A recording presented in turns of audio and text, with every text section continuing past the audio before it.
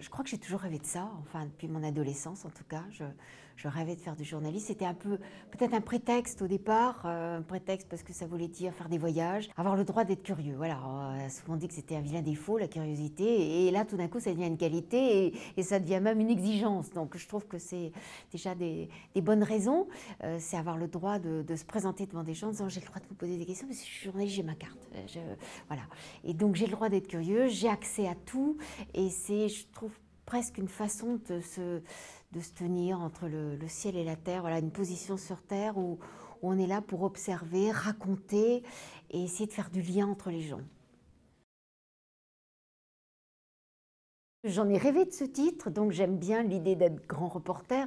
Cela dit, ça fait un peu sourire quand quelquefois des confrères ou des consoeurs à qui on dit reporter et ils soulignent grand. Non, c'est pareil, la base est la même. Il s'agit de faire du reportage, d'aller vers les autres, d'aller sur du terrain. Alors c'est vrai que c'est un titre dans les rédactions qui veut dire que souvent on n'est pas spécialisé, qu'on peut être amené à sillonner la planète en effet, et qu'on peut être amené à aller sur des terrains et aussi des sujets difficiles, délicats et tous azimuts. Et c'est pas pour me déplaire, j'adore partir à l'étranger et surtout avoir l'idée que j'ai le droit de m'occuper de tout. Voilà, tout me concerne, tout m'interpelle et j'ai le droit de me saisir à peu près de tous les sujets. C'est difficile de dire quel est le sujet qui marque davantage. À chaque fois, je reviens différente de reportages. J'étais en avril dernier sur le terrain de la révolution arménienne et ça m'a exaltée complètement. J'avais pas suivi ça, ce genre de sujet depuis un moment et c'était tellement fou, ardent, magnifique, plein de rêves, plein d'exaltation, plein d'espoir. Il y avait de la souffrance, il y avait de la colère et puis il y avait aussi un idéal que portaient tous les révolutionnaires qui ont réussi d'ailleurs, qui ont triomphé pacifiquement, sans une vitre cassée. Et c'était assez bluffant. Et j'avais l'impression qu'on on racontait et on s'inspirait quelquefois des grandes marches de Martin Luther King, voire des marches de Gandhi. Martin Luther King était le héros de ma jeunesse et tout d'un coup, on le citait, je trouvais ça merveilleux. Mais là, c'est un des reportages les plus récents. Il y en a tant d'autres. J'avais été bouleversée par Haïti. J'ai dormi pendant 2 semaines à la Belle Étoile, sous le dernier palmier d'un grand jardin, puisque la terre continuait à trembler et qu'on n'avait rien. Donc on ne se lavait pas. Je partais en moto, sillonner l'île tous les jours et je devais écrire dans la nuit. Et donc c'était très compliqué d'avoir des liaisons satellites, etc. Donc ça a été presque un mois de reportage compliqué physiquement et bouleversant. Et en même temps, j'étais frappée par la dignité des gens, leur courage, leur élégance, à la fois leur souffrance. À chaque fois, je me dis, comment on fait, comment je réagirais, moi, si confrontée à des deuils comme il y en avait sans arrêt. Donc j'étais bouleversée par Haïti, mais j'ai été bouleversée par l'Afghanistan, par le Rwanda, par la Syrie, bien sûr, puisque j'ai beaucoup travaillé sur le viol des femmes. Donc choisir un reportage, à chaque fois, je rentre enrichie, exaltée, parfois un peu triste, parce que j'y laisse des gens dans de grandes difficultés, donc un petit peu de mon cœur reste là-bas. Je ne choisis pas de sujet. D'abord, traiter des femmes particulièrement, c'est vrai que j'ai envie de le faire plus maintenant. Je crois que je ne pensais pas spécialement à ça quand j'avais 25 ans ou 30 ans, mais que j'ai été confrontée sur pratiquement tous les terrains que j'ai sillonnés à voir l'injustice criante des situations de femmes partout dans le monde, partout. Et surtout dans les pays pauvres évidemment et dans beaucoup de terres du Maghreb notamment. C'est révoltant, c'est impossible de pas être sensible aux différences de traitement entre les hommes et les femmes. Dans la grande majorité des pays, c'est juste pas de chance de naître femme. Et quand on pense à ça, c'est juste insupportable. Ça veut dire qu'on sera moins bien nourri, ça veut dire qu'on sera évidemment moins bien éduqué, peut-être qu'on n'ira même pas à l'école d'ailleurs, qu'on ne pensera qu'à nous marier. Hein. Dès l'âge de 8-9 ans, on pensera déjà on sera déjà dans des calculs de mariage, et puis qu'on sera, si marié sans son consentement, bien sûr, tabassé. C'est le cas de la majorité des femmes, peut-être violées, etc., etc. C'est juste insupportable. Donc c'est vrai que petit à petit, j'ai eu envie d'être plus attentive à ça. Et comme c'était des sujets, on est avant MeToo, qui n'étaient pas beaucoup traités, eh bien, il y avait tout un territoire pour ça. Et je me faisais presque un point d'honneur à chaque fois à regarder particulièrement les situations des femmes. Sur les terrains de guerre, on n'en parlait jamais. Les guerriers n'étaient pas des femmes. La plupart du temps, il faut aller au Kurdistan pour avoir des femmes guerrières. Mais sinon, pratiquement pas. Donc, sur la plupart des reportages de guerre, on ne mentionnait même pas le nom d'une femme. Il y a des livres entiers sur la guerre dans lesquels il n'est même pas question de femmes. On se prive tout simplement de la moitié de l'humanité. Je trouve ça insupportable. Donc, c'est vrai que j'ai le réflexe depuis quelques années de m'intéresser en tout cas systématiquement aux femmes. Pas seulement, évidemment, mais je trouve que c'est toujours passionnant. Alors, est-ce que ça devient un engagement? Je ne sais pas si je suis engagée, en tout cas attentive, chaleureuse, oui, je crois, avec les femmes.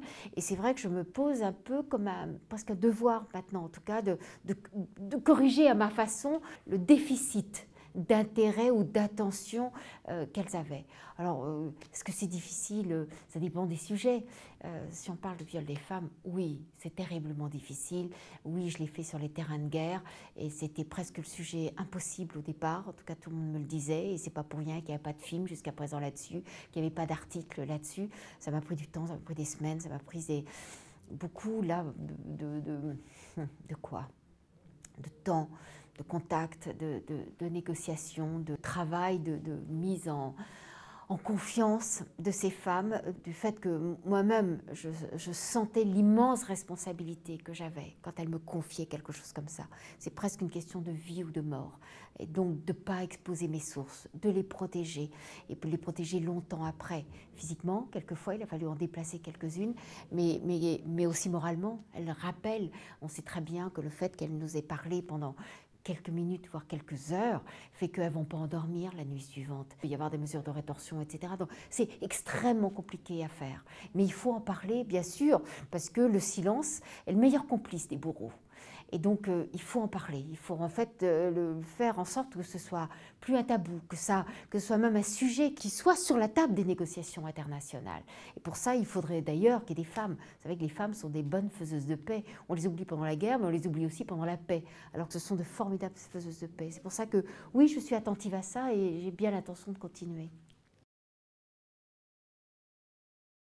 Alors, le prix Albert Londres, en 3 mots, vous savez qu'au départ, c'était un poète, enfin quelqu'un qui rêvait d'être poète avant de devenir chroniqueur au Parlement, et puis après, grand reporter sur les routes du monde.